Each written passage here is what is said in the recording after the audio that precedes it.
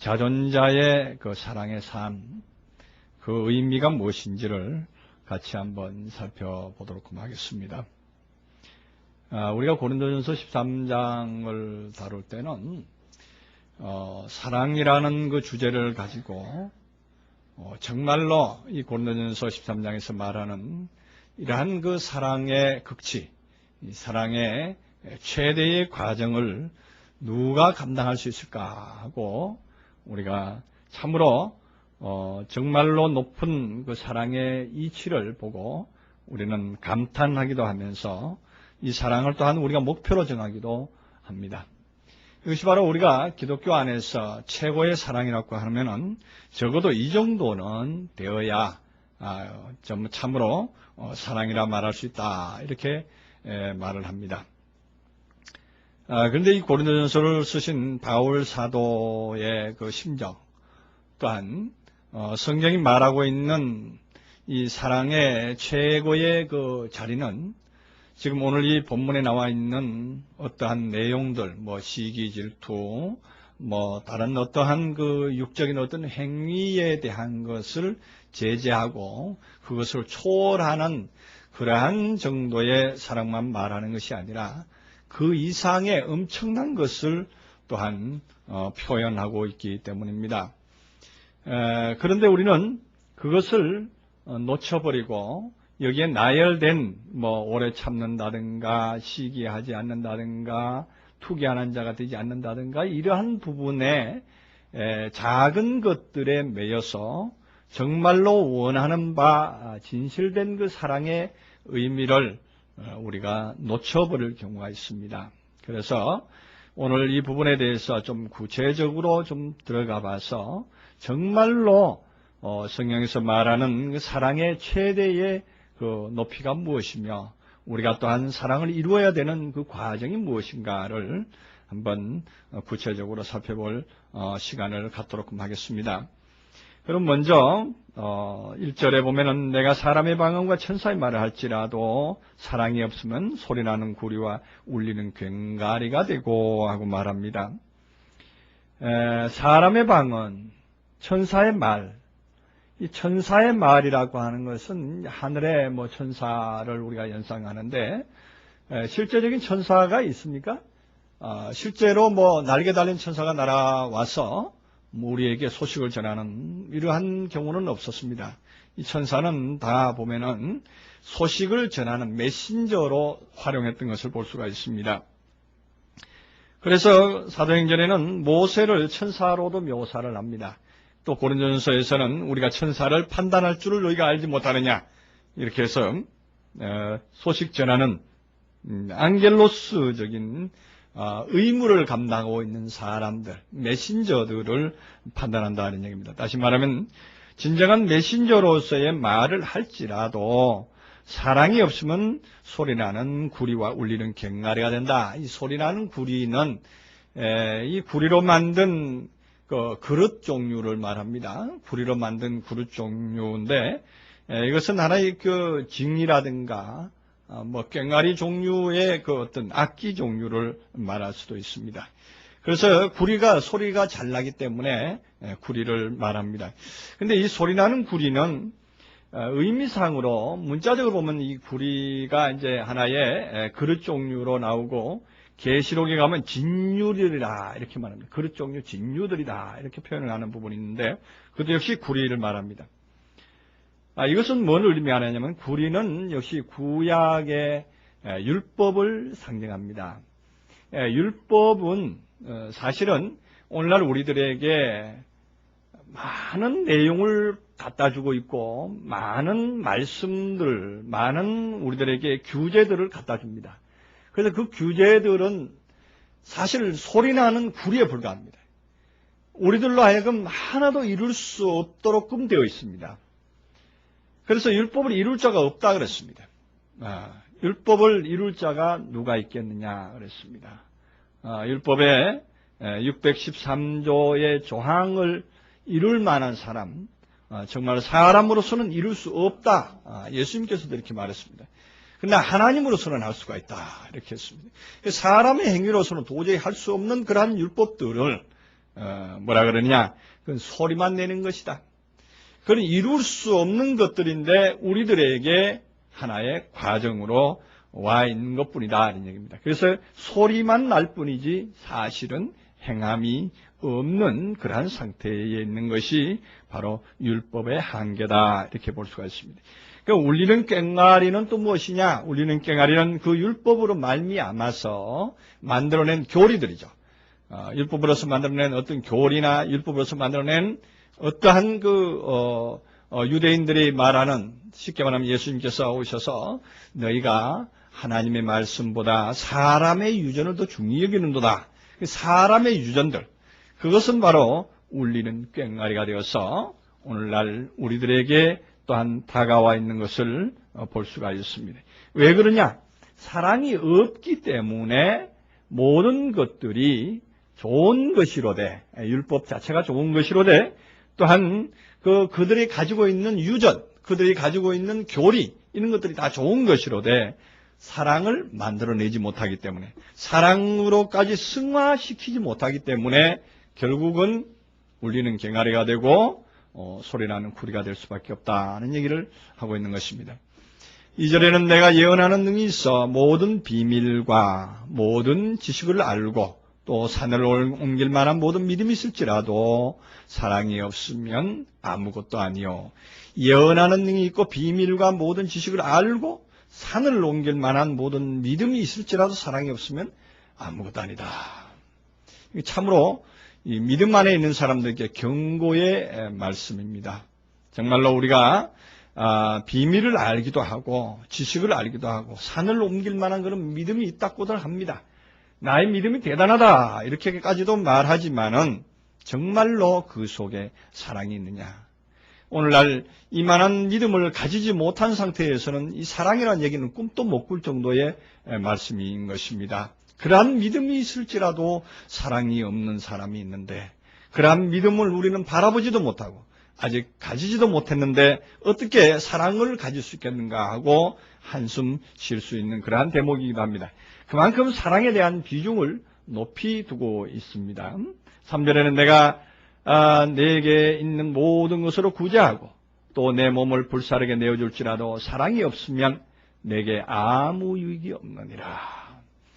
내 몸을 가지고 모든 것을 구제하고 또 몸을 불사르게 내어준다 하는 얘기는, 불사르게 내어준다 하는 얘기는 실제로 불사르게끔 내어준다는 것이 아니라 내 몸을 어떤 사람이 기쁘게 즐겁게 다른 사람들을 위해서 완전히 희생시키는 거예요.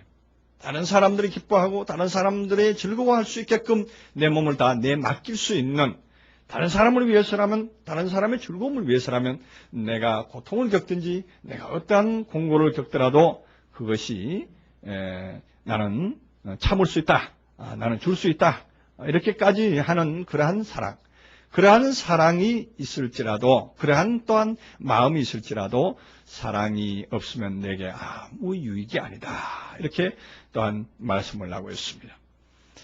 그러면서 이제 4절에 가서 이제 사랑에 대한 정의를 내세웁니다. 사랑은 오래 참는 것이다. 또한 사랑은 온유하며 투기하는 자가 되지 아니하며, 사랑은 자랑하지 아니하며 교만한 자가 되지 아니하며, 사랑에 대한 여러 가지 이 법칙을 지금 제시를 하고 있습니다. 오래 참는다. 사랑이라는 것은 가지고 있으면 오래 참게 된다, 이렇게 말하고 있습니다. 무엇을 오래 참느냐? 무조건 가만히 기다리고 참기만 하면 되느냐? 사랑이라는 것을 가지고 있으면 오래 참게 된다 하는데, 이 부분을 우리가 조금 깊이 생각을 해봐야 되겠습니다. 무엇을 오래 참는가 하는 것입니다. 무엇을? 이 무엇을 참는가에 무조건 참는다는 것이 아니라 목적이 있어야 참는 것입니다. 자기 안에서의 온전한 상황이, 온전한 상태가 될 때까지 기다리는 거죠. 기다리는 겁니다. 그래서 때를 기다리는 겁니다. 우리가 무엇을 참고 기다려야 되는가? 우리는 바로 우리 안에서의 사랑이 영그러질 때까지 기다려야 되는 것입니다. 영그러질 때까지 기다려야 되는데, 이 영그러질 때까지 기다리지 못하게 되면은 결국은 사랑을 가지지 못하게 되는 것이죠. 그 다음에 이 사랑은 온유하며 그럽니다. 이 온유하다. 이 온유하다 하는 얘기는 우리는 그 온유하다는 얘기를 인간적인 품성의 온유를 물론 말할 수가 있습니다.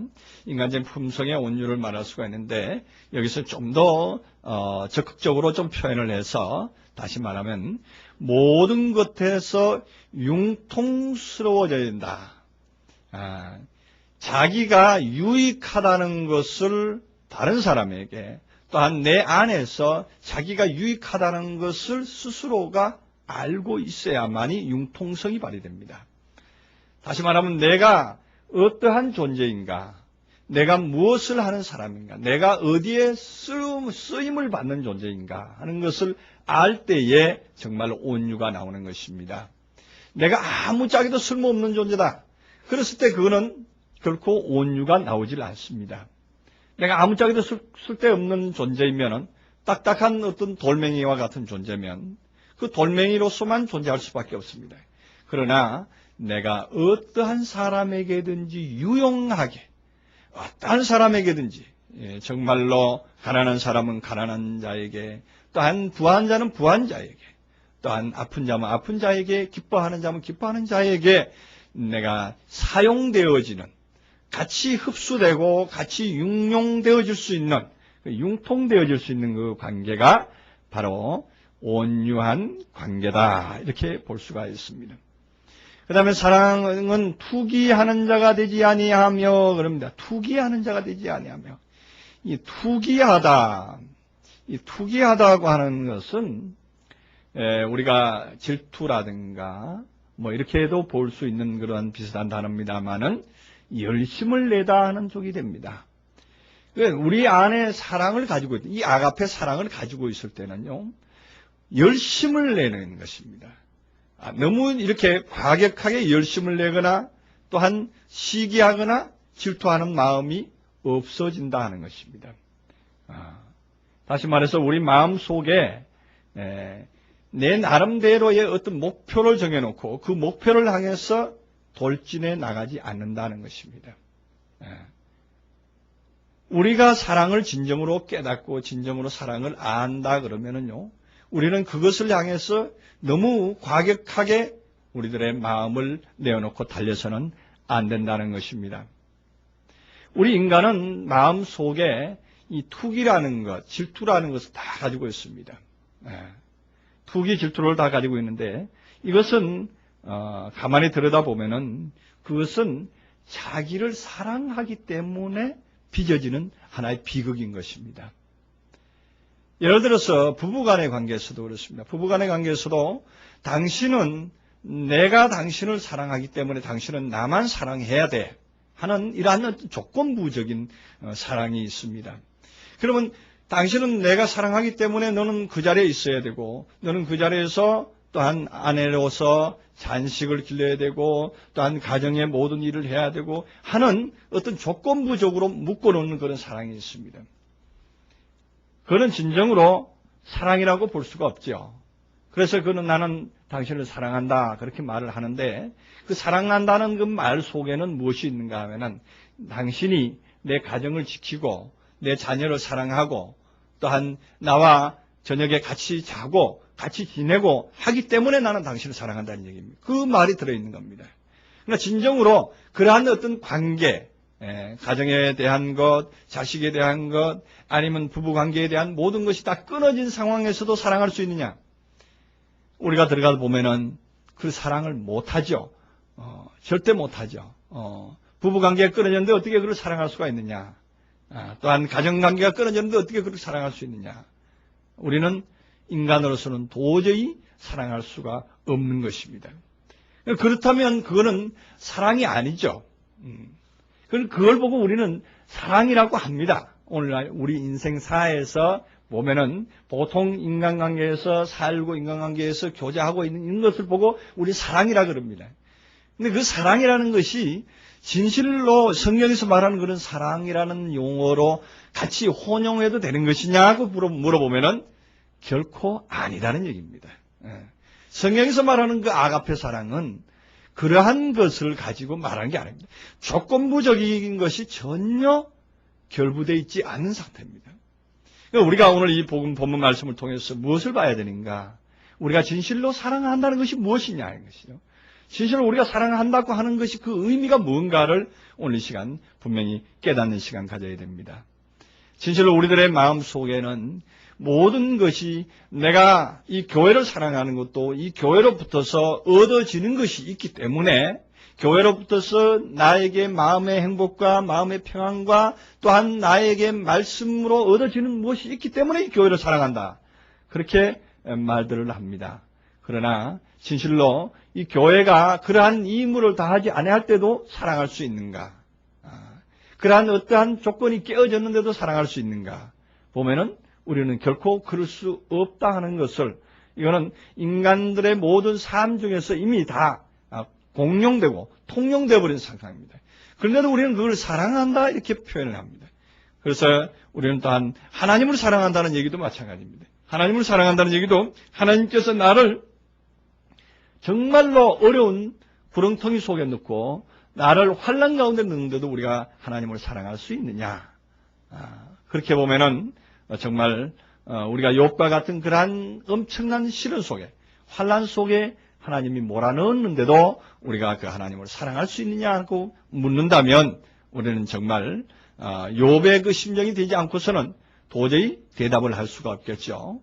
그리고 또한 우리 실제로 우리 오늘날의 이러한 믿음 가지고는 아무도 내가 정말로 하나님을 사랑합니다 이렇게 말할 장사가 없을 것입니다. 그럼 왜 그런가? 우리는 오늘 사랑이라는 이 단어를 온전히 이해하지 못했기 때문이다 하는 얘기입니다. 그래서 온전히 이해를 하고 나면은 결과적으로 그 사랑이라는 단어를, 이 아가페라고 하는 이 사랑이라는 단어를 이제부터는 함부로 사용되지 않을 것입니다.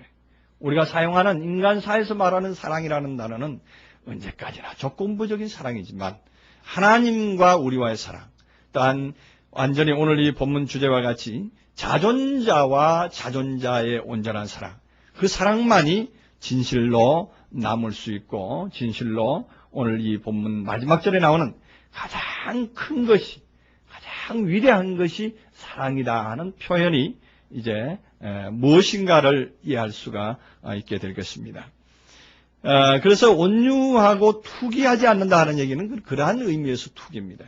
우리가 인간의 어떤 내 마음 속에 정한 어떤 기준 때문에, 내 마음 속에 정한 어떠한 목표 때문에 나름대로 그 투기가 일어나고 그것으로 말미암아서 우리는 사랑이 깨어지는 것을 볼 수가 있습니다. 그다음에 사랑은 자랑하지 아니하며 교만하지 아니하며 그럽니다. 자랑하지 아니하며 교만하지 아니하며. 정말로 사랑하는 관계에서는요, 정말로 우리가 인간 관계에서도 그렇습니다. 정말로 부부 간의 사랑, 아니면은 연인 간의 사랑, 아니면 또 어떤 다른 관계의 사랑에서는요, 밀접한 관계의 사랑일 경우에는 높낮이가 없습니다. 높고 낮은 것이 없습니다. 우리가 다 우리의 어떤 그 인간관계에서도 실제로 경험을 해보지만 부부 간에 있을 때도 부부가 일상생활을 할 때에는 그 높낮이가 충분히 있죠. 그러나 정말로 침상에 들어가서 부부가 같이 누워있을 때는 높낮이가 없게 됩니다. 그것은 결과적으로 누가 누구를 자랑하고 누가 누구를 잘났네 못났네 따질 그런 경황이 없어집니다. 그러나 그것은 바로 잠깐의 사이뿐입니다. 그러나 그것이 바로 그러한 경지가 있다는 것을 우리에게 보여주는 것입니다. 정말로 자랑하지 아니할 수 있는 하나님과 우리와의 관계, 우리가 굳이 하나님과의 관계를 따질 것만 아니라 우리의 삶 중에서 내가 사랑을 가지고 있다면, 내가 사랑체라면 어느 누구에게도 자랑할 필요가 없는 것이죠. 왜냐? 그들을 사랑하기 때문에 그래요. 그들을 사랑하고 대상을 사랑하기 때문에 대상을 사랑하는 이상 우리는 그들에게 내가 잘났으니까, 내가 위대하니까, 내가 돋보여야 된다, 이러한 기준이 없는 겁니다. 왜냐하면 사랑하는 관계에서는 격이 없기 때문입니다. 진정한 우리의 인간관계, 진정한 우리의 또한 삶의 내용 안에서는 이러한 경지를 우리는 마음의 기준을 삼아야 되는 것입니다. 그래서 자랑하지 아니하며 교만하지 아니하며, 교만 마찬가지요. 교만이나 무례히 행치 아니하는 이 모든 것들은 다 사랑이라는 그 온전한 그 기준에 도달하지 못한 사람들이 나오는 상태입니다. 그러니까 그 어떤 완전한 그 사랑의 관계에 돌아가지 아니하고 나름대로의 이권, 나름대로의 유익, 나름대로의 어떠한 목표를 두고 그것을 설정해 놓고 상대와 대화를 하기 때문에, 상대와 또한 말하기 때문에 우리는 자랑할 수도 있고 또한 교만할 수도 있고 무례히 행할 수도 있다는 것입니다. 그래서 특히나 우리가 오늘 이 말씀을 들고 생각해 봐야 될 것은 복음 안에서 우리가 지금 이 관계를 지금 바울 사도는 고린도 교회에 있는 성도들 앞에서 이 말을 하고 있는 것입니다. 복음으로서 성도와 또한 교제하는 자와의 관계에서는 결코 우리가 자랑할 수도 없으며 또한 우리가 무례할 수도 없고 교만할 수도 없다는 것입니다. 교만이 행할 수가 없다는 것입니다. 자신을 드러내서 자신을 따르라, 자신을 어떻게 해라 이렇게 할 수가 없다 하는 것입니다. 오직 무례히 행치 아니할 수 있는 오로지 그들을 오히려 격려하고 그들과 함께 교제하고 낮아질 수 있는 그러한 마음이 됐을 때에 진실로 우리는 무례히 행치 아니하는 그러한 상태가 될 수 있고, 그 바로 다음에 나오는 것이 자기 유익을 굳이 아니하며 성내지 아니한다 그랬습니다. 그렇습니다. 자기의 유익을 굳이 아니할 수 있는 사랑의 상태를 경험한 사람은요, 자기의 유익이라는 것이 없습니다. 자기의 유익이라는 것은 다시 말하면 나름대로의 어떤 불만족에서 오는 거거든요. 유익을 구한다고 하는 것은 유익이라고 하는 어떠한 목표가 있습니다. 그 목표를 설정을 해놓고 그 목표를 향해서 나가기 때문에, 나가고 있는 자기 때문에 결국은 자기의 그 목표를 달성하기 위한 유익, 그거를 구하는 사람이 되는 것입니다. 그렇기 때문에 그는 사랑을 하고 있는 사람이 아니다는 얘기입니다. 자기 유익을 구하고 있는 사람은 결국 아직은 사랑을 구하고 있는 사람이지 사랑에 이룬 사람이 아니다는 얘기입니다. 그래서 사랑의 유익, 사랑의 실체를 가지고 있는 사람은 결코 자기의 어떠함을 구하거나 자기의 어떠함을 만족을 위해서 타를 이용하지 않는다 하는 것이 되겠습니다. 그 다음에 성내지 아니하며 악한 것을 생각지 아니한다 했습니다. 성내지 않는다. 이 성내지 않는다 하는 이 성내다 하는 것은 파록시노라고 하는 단어인데, 이 파록시노라고 하는 단어는 무슨 얘기냐면요, 날카롭게 하지 않는다 하는 얘기입니다. 날카롭게 하지 않는다. 이 날카로움이라고 하는 것은요, 공격적인 자세를 말합니다. 성내지 아니한다는 공격적인 자세를 말하는데, 정말로 복음을 가지고 사랑을 가진 말씀은요, 결코 날카로운 송곳이 되어서는 안 됩니다. 저는 얼마 전까지도 이러한 말씀에 이해를 제대로 못해서 대상이 나타나고 어떤 복음을 전할 때, 특히나 복음을 전할 때에 그러한 제스처를 많이 쓰죠. 날카로운 표현을 써가지고 상대로 하여금 흠집내고 상대의 마음을 격동시키는 그러한 표현들이 가끔 있었습니다. 그러나 요 근래에 와서는 그러한 것이 바로 나에게 성내는 행위고 나에게 사랑이 없다는 것을 드러내는 행위다 하는 것을 깨달은 다음부터는 이 날카로운 것을 어떻게 하면 무디게 하고 어떻게 하면 둥그리하게 표현할 수 있을까 하는 것으로 자꾸 마음이 기울어집니다. 혹시 저가 내 말을 듣고 상처를 받지 않을까, 찔림을 받지 않을까 하는 그러한 두려움이 먼저 생겨서 그쪽의 입장이 되어서 표현을 하고 그쪽의 입장으로서 말하기를 좀 조심해서 할 때가 많이 있는 것을 봤습니다. 그것이 어디서 나오느냐? 그것은 바로 우리들의 마음 안에서 사랑이라는 것이 자라나가고 있을 때에 일어나는 상황이요. 사랑을 가지고 있을 때에 표현하는 그러한 방법이다. 이렇게 할 수가 있겠습니다. 악한 것을 생각지 아니하며 불의를 기뻐하지 아니하며 진리와 함께 기뻐하고 불의를 기뻐하지 아니한다. 이 아디키아인데요. 아디키아, 이 디키아를 안 하는 것입니다. 아디키아. 이 아디키아는 뭘 말하느냐? 불의를 말하는데, 불의라는 것이 그럼 뭐냐? 오늘날 우리가 불의를 정의하기를 뭘 불의라고 그럽니까? 불의라고 하면은 오늘날 모든 그 세상에 있는 질서, 이 질서에 대해서 반역하는 행위죠. 무질서한 행위입니다. 그 질서에 대해서 반역한다. 오늘날 질서라는 게 무엇입니까? 질서라는 건 세상에 많은 질서가 있습니다. 교통법규를 지켜야 되는 교통질서도 있고, 그 다음에 우리가 헌법을 지키는 민법에 대한 민사적인 질서도 있고, 형법에서 얘기하는 형사적인 그 질서 사항도 있고, 그 다음에 교육의 어떠한 그 의무라든가, 아니면 국방의 의무라든가, 이런 것도 하나의 질서의 일부분이라 이렇게 볼 수가 있습니다. 그러나 우리가 이 불의를 기뻐하지 아니하는 이 불의에 대한 것은 어디까지 우리가 질서의 상황으로 볼 수가 있는가 하면은요, 우리 나름대로 세워놓은 인간 사회에서 세워놓은 질서라는 게 있습니다. 그 질서를 우리는 기뻐하지 아니할 수가 있어야 됩니다. 우리는 오늘 이 사랑이라는 주체를 가지고 사랑에 대한 얘기를 지금 하고 있는데, 그 중에 하나 우리가 좀 생각해 봐야 될 대목이 하나 있는데, 그것이 무엇이냐면 우리가 자녀를 사랑한다 하는 것. 자녀를 사랑한다 하는 것. 그 자녀를 사랑해서 자녀에게 이거 해라 저거 해라 어려서부터 시키고 그를 많이 교육해서 그 자녀로 하여금 최소한도로 온 세상 사람들에게 놀림받지 아니하고 최소한도로 또한 자기 앞가름을 할 줄 아는 사람이 되라 하는 쪽으로 우리는 교육을 합니다.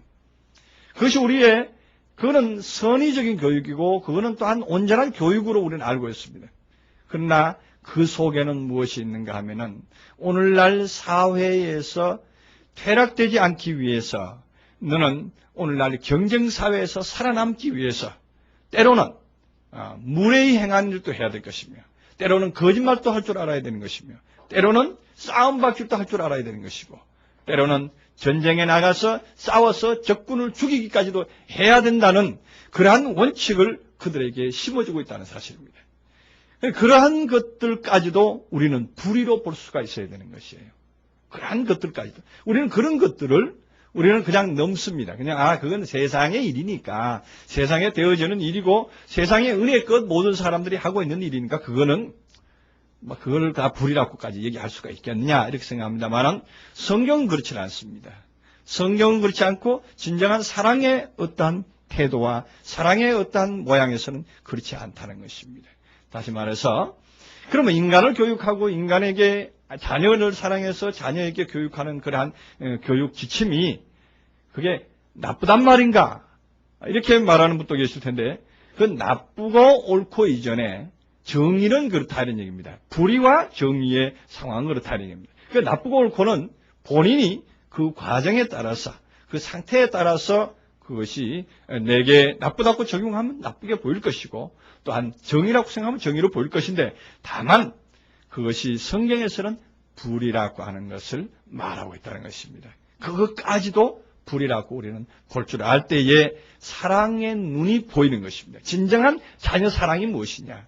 조건 없이 자녀를 사랑할 수 있는 게 무엇이냐? 너는 어찌하든지 이 세상에서 무엇이 돼야 된다, 공부 많이 해서 어떤 사람이 돼야 된다 하는 그러한 애착을 가지고 자녀를 교육하고 있다면 그 역시 또한 불의를 함께 가고 있다는 그러한 좋은 증거의 말씀이기도 합니다.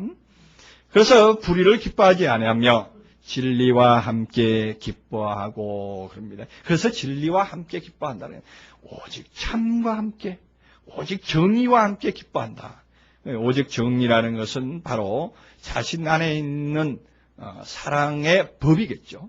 그 사랑의 법이 자기 안에서 온전히 역사를 하게끔 그렇게 했을 때에 바로 기뻐할 수가 있는 것이고 그것이 바로 진행되어 가는 것입니다.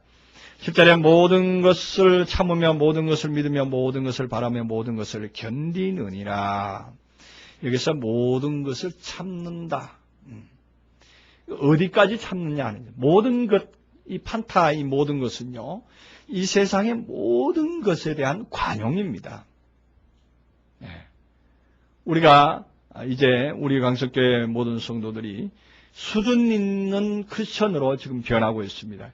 수준 있는 크리스천의 과정으로 들어가는 이 시점에서 우리가 모든 것에 대한 기준을 한번 정해보자 하는 얘기입니다.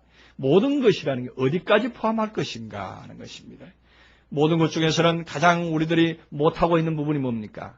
가장 우리들이 모든 것 속에 포함시키지 못할 것들이 있는데 포함시킬 수 있는 것들부터 한번 찾아보면은 세상에 움직이지 않는 사물들은 우리가 감정이 없으니까 서로 간에 감정이 없으니까 우리는 모든 것 속에 포함시킬 수 있습니다. 그것에 대해서는 참을 수가 있습니다. 우리가 이 만년필 하나가 부질러지거나 만년필 하나가 볼펜이 잘 안 나오거나 이렇게 하면 우리는 참을 수가 있습니다. 이건 사물이니까 감정이 없으니까. 그래서 나무가 또한 식물이 제대로 자라지 않거나 이렇게 하면 그것도 참을 수 있습니다. 그러나 참을 수 없는 것은 가장 가까이 있는 아내나 남편이나 자식이나 아니면 주변의 모든 사람들이 나에게 대해서 반응할 때에 우리가 진실로 참을 수가 있느냐 하는 것입니다. 그래서 거기에서 실상 세상의 많은 것들 중에 사실은 가장 소수에 불과한 겁니다. 세상의 나무들은 수없이 많습니다. 수천만 종에 되는 나무가 있습니다. 세상에 또한 식물들, 또한 동물, 광물들은 수도 없이 많은 숫자를 가지고 있습니다. 하늘의 별과 모든 것들은 다 무수하게 많은데 인간사, 특히 주변에 가까이 있는 사람들, 여기 인도라든가 아니면 프랑스라든가 어디 외국에 있는 사람들이 뭐라 그러면 우리는 별로 관심이 없습니다. 가장 관심 있는 것은 가장 자기와 가까이 있는 아내나 남편부터 관심이 제일 많습니다. 그런데 우리는 그것을 모든 것 속에 포함시켜야 되는데 모든 것 속에 포함시키기에는 우리는 아직도 너무도 훈련이 덜 된 상황이다 볼 수가 있습니다. 그래서 모든 것을 참는다는 것, 우리들 안에서 이러한 것들이 마음에 와 닿아져야 됩니다. 정말로 참을 수 있을 것인가? 그럼 참는다는 것이 의미가 뭔가 하는 것이죠. 이 참는다는 것이 관용이라는 것이 비슷한 말로 볼 수가 있습니다. 관용할 수가 있다. 수용할 수가 있다 하는 것이죠. 저와 나는 다른 사람이 아니다. 다른 종류가 아니다 하는 쪽으로까지 우리는 한 발짝 더 나가야 될 것이고 더 나아가서 저와 나는 사랑의 동체라는 것을 생각할 때가 된 것입니다. 사랑의 동체라는 것을 생각하면 거기에서는 아까 말했듯이 자랑도 없고 시기도 아니하고 교만하지도 아니하는 누가 높고 낮고를 판단하지 않는 기준이 나오는 것입니다. 그래서 모든 것을 참으며 모든 것을 믿습니다. 그래서 믿어지죠. 저는 다른 사람이 아니라 바로 나의 분신이요 나의 일부분이라는 것으로 믿어질 때가 옵니다. 우리가 이제 복음으로 말씀으로 우리가 변화된다 하는 것이 다른 게 변화가 아닙니다. 아무리 기도를 많이 하고 아무리 봉사를 많이 하고 아무리 성경을 달달 외운다고 하더라도 자기 안에 평안이 없으면 자기 안에 진정한 사랑이 없으면 정말로 아까 나온 소리 나는 구리와 울리는 꽹과리일 수밖에 없습니다. 내가 소리를 아무리 잘 내고 내가 아무리 노래를 잘한다고 해도 내 속에 평안이 없는 걸 우리가 꽹과리를 한번 쳐보세요. 소리는 아주 그냥 경쾌하게 멀리 퍼져나갑니다. 우리가 사물 노래할 때 치는 그 꽹과리 있죠. 그 꽹과리 소리 쬐끄만 건데 소리는 제일 멀리 가더라고요. 그런데 그 속이 평안하냐? 그 꽹과리를 이렇게 손에 쥐고 있으면 그 꽹과리가 이 부딪히는 그 진동으로 말미암았어요. 온 몸이 막 떨릴 정도로 굉장히 큰 파장이 일어나는 것을 볼 수가 있습니다. 오늘날 우리 인생이 그러한 과정에 있습니다. 겉으로는 이래야 된다, 저래야 된다, 이렇게 살아야 된다, 저렇게 살아야 된다고 말은 외치고 있지만 실상 속으로 들어가 보면은 그 부분에 대한 실천은 너무나도 미숙한 것을 볼 수가 있습니다. 아니, 실천에 접근도 하지 못하고 있습니다. 실천을 해야 된다는 기준도 없습니다. 거기까지 가야 된다는 것까지도 알지 못하고 있는 경우가 너무나도 많은 것을 볼 수가 있습니다. 그래서 모든 것을 믿어줄 때는 결코 진동이 나질 않습니다. 안 믿어주니까 상대방이 너 왜 안 돼? 너 왜 안 하고 있어? 이것 때문에 흔들리는 거예요. 내 자신이 흔들리는 것이고 또 상대를 흔들어 제킵니다. 너 왜 이렇게 안 돼? 하고 흔들어 제키니까 결국은 그 사람은 그 사람대로 소리를 치고 나는 나대로 진동이 날 수밖에 없는 것이죠. 그래서 믿어지지 않는 거예요. 자식도 믿어지지 않는 거예요. 도대체 믿어지지 않는 것이고 아내도 믿어지지 않는 것이고 남편도 또한 주변에 있는 사람도 도대체 믿어지지 않는 거예요. 어디서 나오는가? 참지 못함으로써 나오는 거예요. 관용하지 못한 데서 나오는 거예요. 관용은 그럼 어떻게 해요? 그럼 믿어지지 않는데 어떻게 믿으란 말이냐? 이렇게 말하는 분들이 계신데 그것은 바로 늘 제가 말하는 대로 있는 그대로 보자. 있는 그대로 보자. 그는 그럴 수밖에 없는 존재고 이는 이럴 수밖에 없는 존재고 이 나무는 이렇게 자랄 수밖에 없는 존재지. 이 나무가 소나무처럼 침엽수로 왜 안 나왔느냐고 꾸짖는다면 이거는 이파리가 넓게 나올 수 있는 존재이기 때문에 이파리가 넓게 나왔을 뿐인데 너는 왜 침엽수처럼 이렇게 삐죽삐죽하게 나오지 않았느냐고 말한다면 그건 누구 잘못이냐 하는 얘기예요. 그러니까 사람도 그렇다 이런 얘기죠. 어떠한 사람도 어떠한 대상도 그러한 환경과 그러한 여건과 그러한 처지로 따라서 그냥 나타나서 보일 뿐인데 우리는 그 나타나서 보이는 것을 어디다 기준을 두냐면 나의 기준에다가 기준을 두고 너 왜 이러느냐 그런단 말이에요. 그럼 나의 기준은 그러면 정확한 기준이냐? 내가 가진 기준은 그러면 정확하고 정말로 무오한 완벽한 그러한 기준을 가지고 있는가? 그렇지 않죠. 그 기준은 없습니다. 우리가 늘 말씀드리지만 예수님께서 가지는 기준, 하나님께서 가지는 기준, 그 기준 자체가 없는데도 불구하고 우리는 기준을 세워놓고 그 기준을 이래야 돼 하는 것 때문에 우리는 믿지 못하는 것이고 수용하지 못하는 것이고 참지 못하는 것이다 하는 얘기입니다. 그 다음에 모든 것을 바라며 모든 것을 견딘다. 모든 것을 바란다 하는 얘기는 소망이죠. 제가 지금은 저렇지만 때가 되면 어디 이렇게 올라올 것이다. 그러니까 소망을 버리지 말아야죠. 그러니까 우리는 에이구, 넌 저렇게 됐다가 저렇게 살다가 넌 그대로 있다가 그냥 거지로서 살다 거지로 가라. 이렇게 낭망하는 마음이 아닙니다.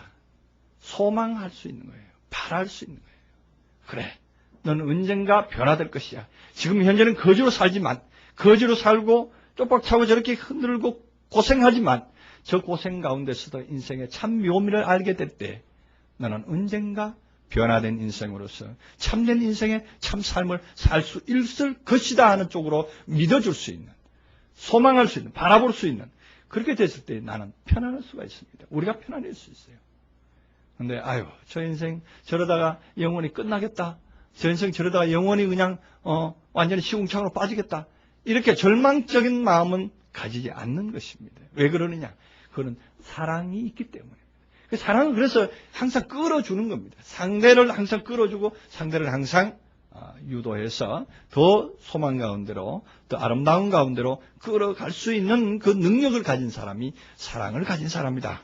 이렇게 말할 수가 있는 것입니다. 그래서 모든 것을 바라며 모든 것을 견디는 그 바라는 상황에서 견디는 거예요. 바라는 상황에서 그들과 함께 흡수되고 그들과 함께 견뎌주는 그 견딤이 있는 것이죠.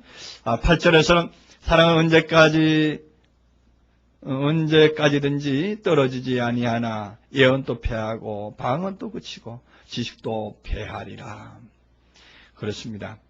사랑은 바로 정도에 이르면, 사랑의 경지에 이르면 예언도 패하고 그다음 방언도 그치고 지식도 패한다는 얘기입니다. 모든 이론이라든가 모든 만들어낸 모든 것들은 다 묻어지게 됩니다. 여러분들은 이제 어느 정도 더 어떤 차원, 깊은 차원으로 들어가 보면은 우리가 알고 있던 지식들, 우리가 말하는 지금 성경적인 지식들, 성경적인 내용들, 이 모든 것들이 사실은 사랑이라는 어떤 완전한 열매에 도달하게 되면은 그 모든 것들이 어디로 가버린지 없어요. 사과나무에 사과가 하나 열려서 그 사과 열매가 맺어지기까지는 농부의 그 떼약볕의 그 모든 수고와 또한 거름과 비료, 각종 영양제, 이 모든 것들이 다 필요했습니다. 근데 결국 사과 열매 하나 딱 맺고 보니까 그 모든 것들이 거기 하나 속에 다 들어가 버리고 말았습니다. 그거를 찾아볼래도 찾아볼 수가 없습니다. 사과 열매를 우리가 받아서 볼 때에 거기에 농부의 얼을 어떻게 찾아볼 수가 있느냐 말이죠. 그다음 태양의 어떤 비춰짐을 어떻게 우리 찾아볼 수 있느냐 말이죠. 거기에 비료 줬던 비료의 영양분을 어디서 찾아볼 수 있느냐 말이에요. 그런 내용의 말입니다. 우리가 사랑이라고 하는 완전한 어떠한 결정체에 도달한 이상 그 이하에 있던 모든 것들 가지고 거론하지 말라 이런 얘기입니다. 그 상태에서 그 이하에 있는 걸 가지고 거론한다면 아직 그런 풋사과일 뿐이다. 덜 익은 사과다. 이런 얘기입니다. 9절에 우리가 부분적으로 알고 부분적으로 예언하니 온전한 것이 올 때는 부분적으로 하는 것을 피하리라. 내가 어렸을 때는 말하는 것이 어린아이와 같고 깨닫는 것이 어린아이와 같고 생각하는 것이 어린아이와 같다가 장성한 사람이 되어서는 어린아이를 버렸노라. 그렇습니다. 우리가 어린 나이일 때는 키재기를 잘합니다. 어린 나이일 때는 시기하고 질투합니다. 어린 나이일 때는 모든 것에 대해서 의문이 많습니다. 그러나 장성한 자가 되면은 이제 의문 자체가 없어지죠. 모든 것에 대해서 이미 위에서 밑으로 내려다볼 수 있는 상황이 되기 때문입니다. 어린 나이일 때는 밑에서 위로 쳐다보기 때문에 모든 것을 바라고 모든 것을 쫓아가고 모든 것이 신기하기만 합니다. 그래서 그것을 향해서 우리는 쫓아갈 수밖에 없습니다. 우리가 복음 안에서도 그렇습니다. 우리가 모든 복음 안에서 자라나가길 바라고 복음의 더 높은 것, 더 좋은 것, 더 위대한 것, 더 아름다운 것, 더 편안한 것, 더 신실한 것, 더 하나님적인 것을 찾아서 우리는 부지런히 달려가고 있습니다. 그런데 이제 어느 정도 정점에 도달하면 정말로 사랑이라는 것이 무엇인가를 우리가 깨닫고 그 사랑의 시점으로 이제 들어가면은 이제는 어린 아이의 일을 버리고 이제는 모든 것에 대해서 성경에 있는 지식, 성경에 있는 어떤 문자 거기에 매이지 아니하고 진정으로 관계에 대해서, 사람들의 관계에 대해서, 또한 만물들의 관계에 대해서 자아를 발견하게 됩니다. 모든 만물과 모든 것들에 대한 관계에서의 자아가 발견되어질 때에 우리는 자신의 모습이 보여지는 것이고 자신의 사랑 덩어리를 발견할 수가 있습니다. 그런데 그것을 넓은 의미로서 보지 못하고 계속적으로 어떤 성경적으로 아니면 문자적으로 아니면 어떤 지식적으로 아니면 철학적으로 관찰하고 그 속에 빠져들어 있다 보면은 결국에는 우리는 그쪽으로 생겨진 잘못된 어떤 과일 아니면 풋과일로 영원히 머무를 수밖에 없다는 것입니다. 12절에 우리가 이제까지는 거울로 보는 것 같이 희미하나 그때는 얼굴과 얼굴을 대면하여 볼 것이요 이제는 내가 부분적으로 아나 그때는 주께서 나를 아신 것까지 내가 온전히 알리라. 지금 사랑 얘기하다가 왜 어렸을 때 얘기가 나오고 장성할 때가 얘기 나오고 부분적인 것과 온전한 것이 나오느냐. 이 사랑이라는 것은 바로 이러한 존재가 바로 사랑이다 하는 얘기죠. 사랑이라는 것은 우리가 추상적으로 생각하는 우리가 누구를 사랑한다, 누구를 어떻게 한다 이러한 것이 아니라 사랑이라는 것은 바로 존재다 이런 얘기입니다. 하나님은 사랑이신이라 하는 얘기가 바로 그런 거거든요. 우리가 하나님은 사랑이시라는 그 단어 속에는 하나님 자신의 속성이 사랑이라는 얘기가 아니고 하나님 자신은 우리가 사과에 이름을 붙이듯이 사과는 다 같은 사과인데 뭐 국광사과니 아니면은 아오리니 막 하는 거는 요즘 사과가 많이 나오더만요. 그러한 종류의 이름을 붙이듯이 하나님은 별도의 이름을 붙인다면 사랑이라는 이름을 가지고 있는 존재다. 그래서 우리는 하나님적인 상황의 사랑의 정점, 그 극치, 그 어떤 존재적인 차원에 이르려면은 우리는 바로 모든 것에 대해서 부분적으로 보고 부분적으로 판단하듯 사람의 어떠한 것으로 사랑을 평가하고 사랑에 대한 것을 말하던 그런 것들이 하나의 실제적인 존재로 빠져나와서 그것을 사람 인간 사회에서 눈물과 각종 애환과 각종 어떤 아름다움과 어떤 그러한 것들을 초월해서 실제적으로 어떤 사랑의 실체를 실현할 수 있는, 실천할 수 있는 그러한 과정에 들어갈 수 있는 것입니다. 그래서 우리가 그때는 부분적으로 알던 것을 다 폐하고 주께서 나를 아신 것 같이 이제 온전히 알게 되는 것입니다. 온전히. 이 온전히 알게 되는 것이요. 이 온전히 알게 되는 것이 어느 정도의 온전히 알게 되는 것이냐면은 텔로테스라 그래가지고 텔레오스라 그래가지고 이 텔레오스는 완전히 채워져서 아는 겁니다. 네. 채워져서 아는 겁니다. 들어서 아는 거하고 틀립니다. 우리가 우리의 삶 중에, 우리의 말씀 중에 특히나 우리가 주의해야 될 것은 들어서 아는 것으로 우리는 많이 기울어져 있습니다. 들어서 아는 것 가지고 우리는 치우치고 그것 가지고 우리가 문자적으로 노름하고 그것 가지고 또 말하고 그것 가지고 또 외치기도 하고 그럽니다. 그것이 뭐냐? 결국은 우리에게는 울리는 괭아리밖에 안 됩니다.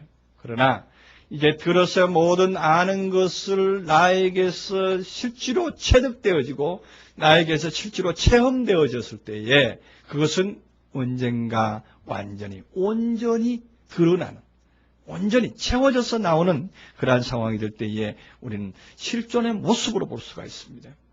그때는 아무 사람도 이제는 사람으로 보지 않을 수 있는 아무 사람도 자기와의 어떤 관계에서 대립의 관계를 보지 않고 자기와의 관계에서 어떠한 격차를 두고 보지 않고 사랑하는 관계로서 사랑의 동체로서 볼 수 있는 그러한 과정이 이르는 것입니다. 그래서 13절에 그런즉 믿음, 소망, 사랑 이 세 가지는 항상 있을 것인데 그 중에 제1은 사랑이다. 이 제1은이라고 하는 이 단어가 메가스는 사랑이다 이런 얘기다. 제일 큰 것은 사랑이다. 제일 위대한 것은 사랑이다. 이렇게 보는 것입니다. 그래서 가장 우선되는 것이 사랑이다. 이렇게 볼 수도 있고 위대한 것은 사랑이다. 그렇습니다.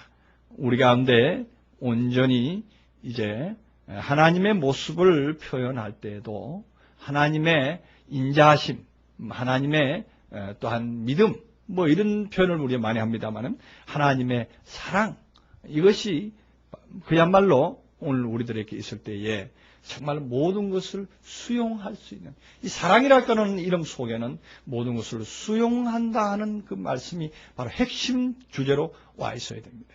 그 핵심 주제로 와 있을 때에 우리는 모든 것을 우리는 아까 봤던 그 말씀 중에 모든 것을 참고 모든 것을 믿고 모든 것을 바랄 수 있는 7절의 말씀이 응할 수가 있는 것입니다. 그것이 우리들에게 실존의 모습으로 와 닿아졌을 때 실제의 상황으로 우리들 안에서 체득되어지고 그것이 보여질 때 그것은 우리는 사랑을 가진 자다. 사랑을 소유한 자다. 사랑을 다시 말하면 하나님의 모습 중에 사랑의 어떤 과정을 이룬 사람이다. 이렇게 말할 수가 있는 것입니다. 그래서 우리 고린도전서 13장을 통해서 진실로 우리가 사랑한다는 것, 진실로 사랑한다는 것이 무엇인가 다시 한번 보시고 우리가 세상의 어떠한 것으로 세상의 인간관계로서의 어떤 사랑하는 것 인간관계로서 어떻게 하는 것 그것만 가지고 우리는 사랑한다고 하지 말고 진실로 우리 안에서 모든 것을 수용할 수 있는 그런 사랑의 경제까지 들어갈 수 있는 저와 여러분 되시기를 주의 이름으로 축원합니다. 기도하시겠습니다. 은혜로우신 하나님, 진실로 오늘 또 이 귀한 말씀을 통해서 우리로 하여금 그리스도의 사랑, 자존자로서의 사랑의 극치를, 경지를 우리가 들여다볼 수 있게 하심을 감사드립니다. 하나님이 우리에게 주신